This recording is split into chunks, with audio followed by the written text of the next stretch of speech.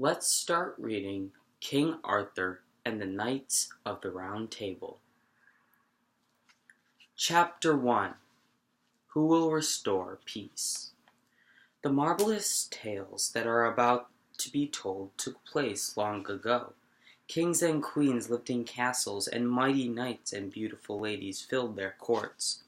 When they were not at war, the knights competed with one another to see who among them was the strongest and bravest. There were bitter rivals and much confusion spreading through the land. People wondered if Britain could ever be united and brought to peace. Vortigern, an effective and brutal king who had seized the throne, ruled the country.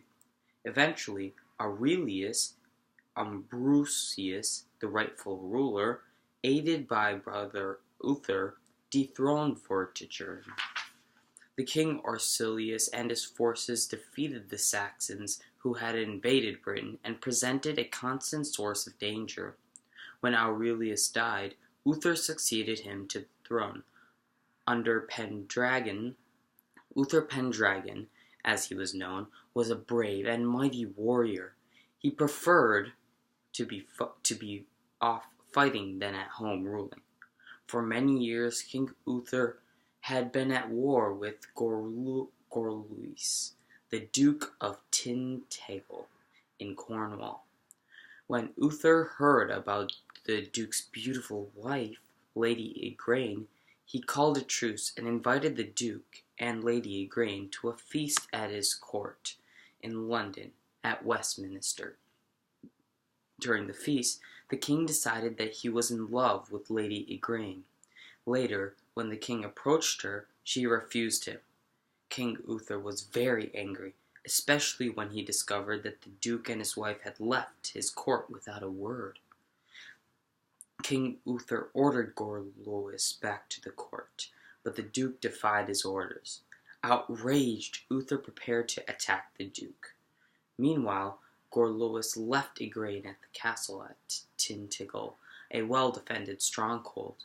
He went to Terrible Castle, hoping that Uther's men would follow him and not danger Igraine. Uther took his men to Terrible. The battle raged on both sides, with many casualties, but neither the king nor the Duke could claim victory. Weary and broken-hearted, for he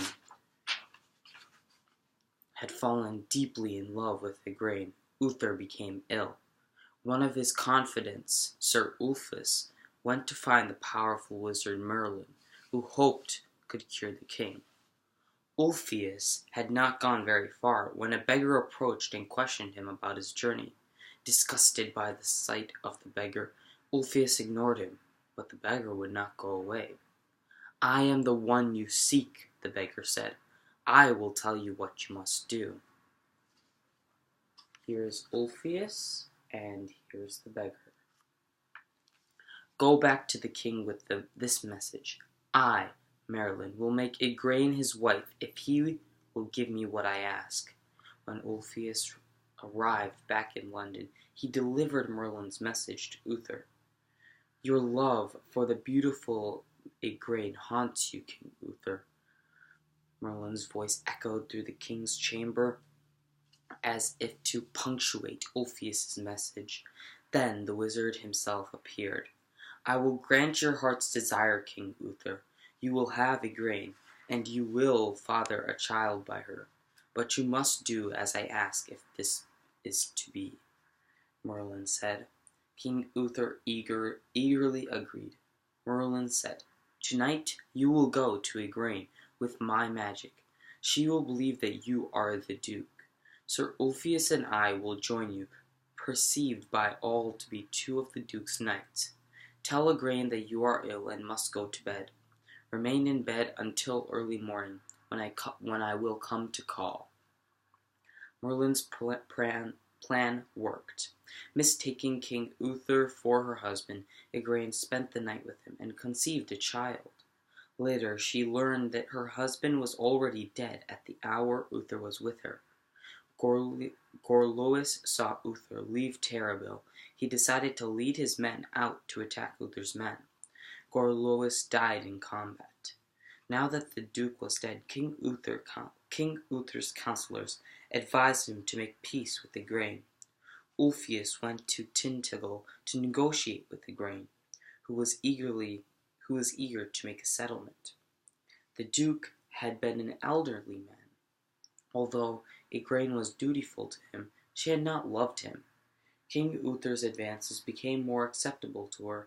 Not long after Ulfius's visit, she agreed to marry Uther. Two of Igraine's sisters were wed on the same day. Margawise married King Lot of Lothian and Orkney, while Elaine married King Neatrus of Garlot. Igraine's youngest daughter, Morgan le Fay, was sent to a convent.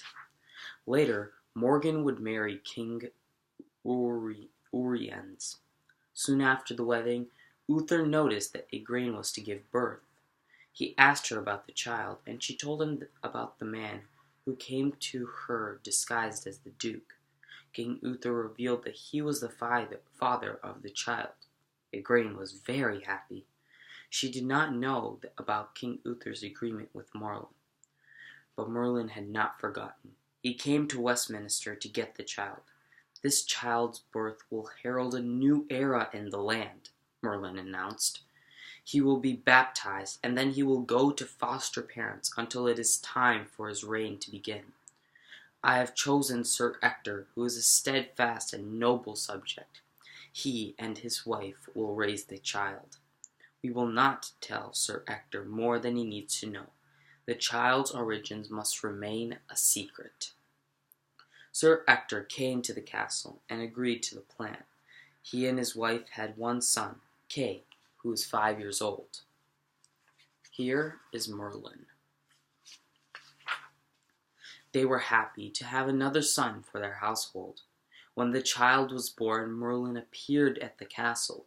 He took the child to a priest. The baby was baptized with the name Arthur, and then was left with Sir Ector and his wife.